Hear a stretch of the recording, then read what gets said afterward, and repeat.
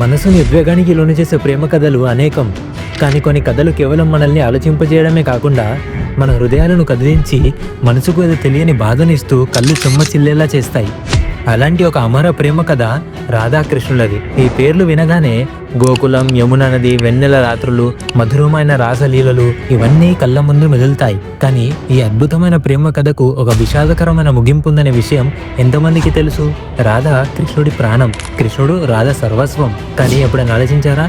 రాధ అంతిమ గడియలు ఎలా ముగిశాయి? ఆమె శరీరాన్ని ఎందుకు విడిచింది?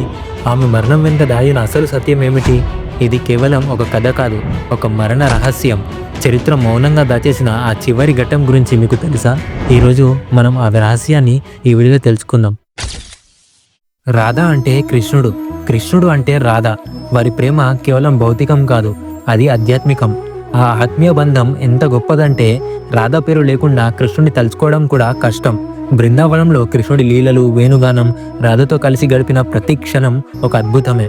యమునా తీరంలో వారి ఏకాంత క్షణాలు, ఒకరికొకరు సర్వస్వంగా మారిపోయిన ఆ బంధం, అదంతా భౌతిక శరీరాలకు అతీతమైన ఆత్మల కలయిక. రాధది నిస్వార్థమైన ప్రేమ. ఆయన ఆనందమే ఆమె సంతోషం, ఆయన సేవ చేయడమే ఆమె జీవిత పరమార్థం. కానీ ఈ సుఖమయమైన కాలం కొద్ది సంవత్సరాలు మాత్రమే నిలిచింది. ఎందుకంటే కృష్ణుడి మామ అయిన కంసుడికి కృష్ణుడు బృందావనంలో ఉన్నాడని విషయం తెలిసిపోయింది. దాంతో కంసుడు కృష్ణుడిని మథుర యుద్ధానికి ఆహ్వానించాడు. ఆ పిలుపు మేరకు కృష్ణుడు తన ప్రియమైన యశోదమ్మతో పాటు గ్రామంలో ఉన్న వారందరినీ, ముఖ్యంగా తన ప్రాణానికి ప్రాణమైన రాధను కూడా విడిచి వెళ్లాల్సి వచ్చింది. కృష్ణుడు ఇక బృందావనానికి తిరిగి రాడని, చాలా కాలం ఒకరికొకరు కలుసుకోలేరని రాధాకృష్ణులకు ముందే తెలుసు. ఆ వియోగ వేదన వారి హృదయాలను కలవరపరిచింది. అందుకే మథుర వెళ్లే ముందు రాధ కృష్ణుడిని 2 వాగ్దానాలు ఇవ్వాలని మాట తీసుకుంటుంది.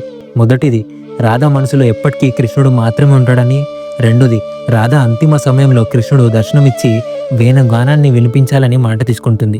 అప్పుడు కృష్ణుడు బాధపడుతూ, సరే రాధా, నేను మాటిస్తున్నాను, అలాగే నువ్వు కూడా నాకు ఒక మాట ఇవ్వాలి అని అనగా, చెప్పండి స్వామి, నేను మీకోసం ఏం చెయ్యాలన్నా చేస్తాను అని బాధతో అడుగుతుంది.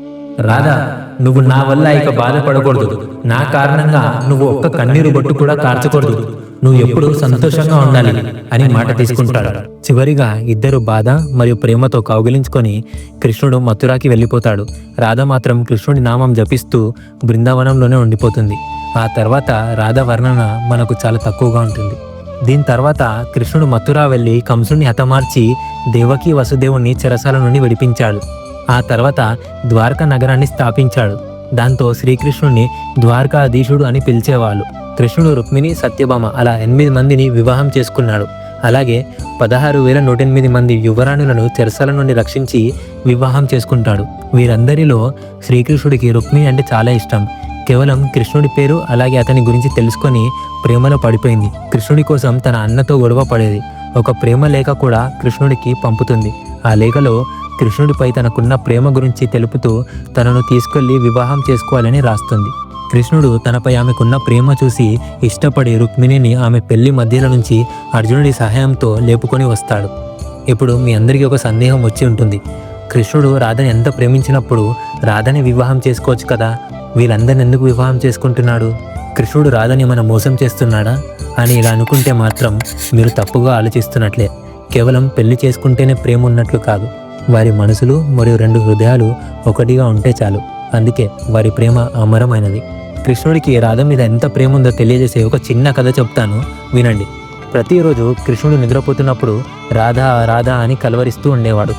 ఇది రాణులందరికీ నచ్చేది కాదు.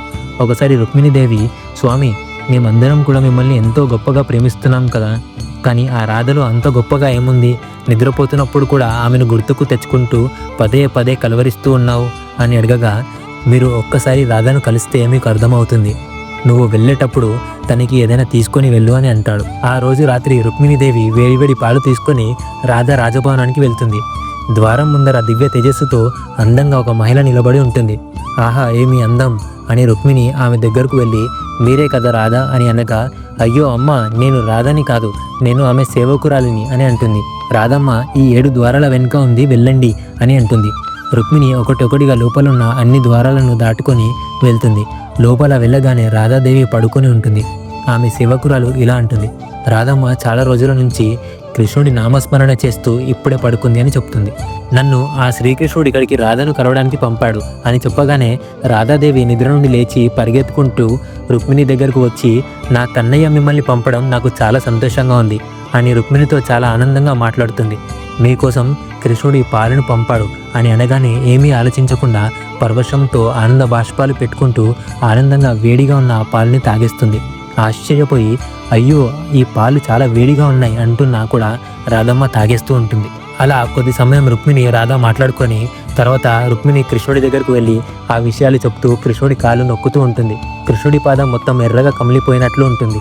అయ్యో స్వామి, మీరు ఎక్కడికి వెళ్ళారు? ఇలా కాలు మొత్తం ఎర్రగా కమిలిపోయి బొబ్బలు వచ్చాయి అని అడగగా, రుక్మిణి, నువ్వు వేడివేడి పాలు రాధకి ఇచ్చావు కదా, ఆమె ఆ వేడి పాలను తాగుతున్నప్పుడు కూడా నా నామం స్మరిస్తూ నా పాదాలను పూజిస్తూ ఉంది. దాని కారణంగా ఆ వేడి పాల ద్వారా రాధకి వచ్చే బుబ్బలు నా పాదాలకు వచ్చాయని చెప్తాడు. ఇది విన్న తర్వాత రాధ మరియు కృష్ణుడి ప్రేమ ఎంతో గొప్పగా అర్థమవుతుంది. ప్రేమ అనేది శరీరంతో కాదు, ఆత్మతో ఎప్పుడు ఉంటుంది అని అర్థం చేసుకుంటుంది. రాధ హృదయంలో ఎప్పుడు శ్రీకృష్ణుడి పాద పద్మములు పూజించబడతాయి. ఈ సమయంలోనే రాధాదేవికి యాదవ కుమారుడైన అయాన్కి వివాహం జరుగుతుంది. దీని వెనుక కూడా ఒక కథ ఉంది.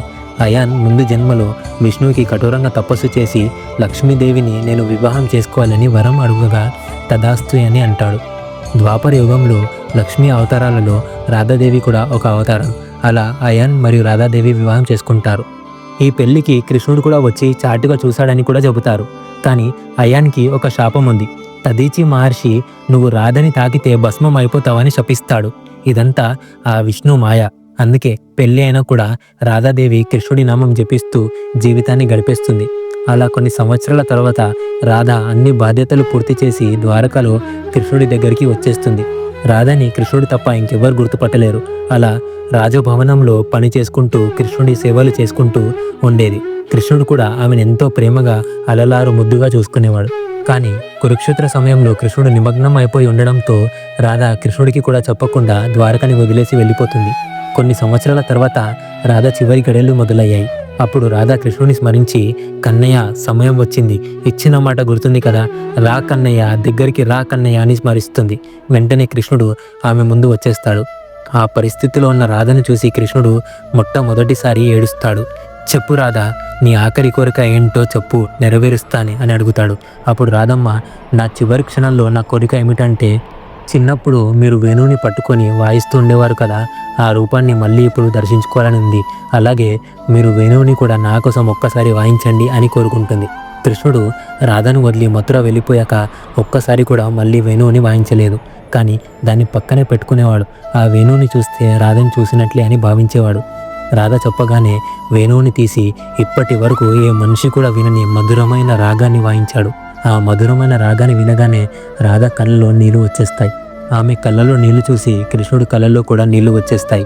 అలా రాధ కృష్ణుడి కళ్ళల్లోకి చూస్తూ కృష్ణుడి చేతుల్లో మరణిస్తుంది. కృష్ణుడు బాధతో గట్టిగా ఏడుస్తూ తన వేణువుని కూడా అక్కడే విరిచేస్తాడు. రాధ మరణంతో పాటు కృష్ణుడు వేణువు నుండి కూడా శాశ్వతంగా విడిపోతాడు. ఎందుకంటే వేణు మరియు రాధకి అద్భుతమైన సంబంధం ఉంది. రాధ మరణం తర్వాత కృష్ణుడు తన జీవితాంతం వేణువునే కాదు, ఏ సంగీత వాయిద్యాన్ని కూడా తాకలేదు. రాధాకృష్ణుల దేహాలు వేరైనా వాళ్ళ ఆత్మ మాత్రం ఒకటే. రాధ ప్రాణం విడిచిందా? లేదు. ఆమె శరీరాన్ని విడిచి తన ఆత్మను పరమాత్మలో అంటే కృష్ణుడిలో విలీనం చేసుకుంది. రాధ మరణం అనేది ఒక భౌతిక అంతం కాదు, అది ప్రేమకు భక్తికి ఉన్న అత్యున్నత స్థితి. ఆమె కృష్ణుడిలో లీలమైపోయింది. వారిద్దరూ ఒకటి అని నిరూపించింది. అందుకే ఆమె మరణం గురించి ప్రత్యేకంగా చెప్పాల్సిన అవసరం లేదని అంటారు కొందరు. ఎందుకంటే ఆమె ఎప్పుడు కృష్ణుడి ప్రేమలో భక్తిలో జీవించే ఉంటుంది. ఇది కదా అసలైన ప్రేమ అంటే. రాధాదేవి అంతిమ గడియలు మనకు నేర్పేది ఇదే. నిజమైన ప్రేమకు భక్తికి అంతం లేదు, ఇది కేవలం రూపాంతరం చెందుతుంది. రాధా కృష్ణుడి ప్రేమ ఎప్పటికీ అమరం. ఈ కథ గురించి మీ అభిప్రాయం ఏమిటి? మీకు ఇంకేమైనా వివరాలు తెలుసా? అయితే కమెంట్స్లో మాతో పంచుకోండి. ఈ వీడియో మీకు నచ్చినట్లయితే లైక్ చేయండి, షేర్ చేయండి, అలాగే మా ఛానల్ని సబ్స్క్రైబ్ చేయండి. జై శ్రీ రాధాకృష్ణ. Thank you.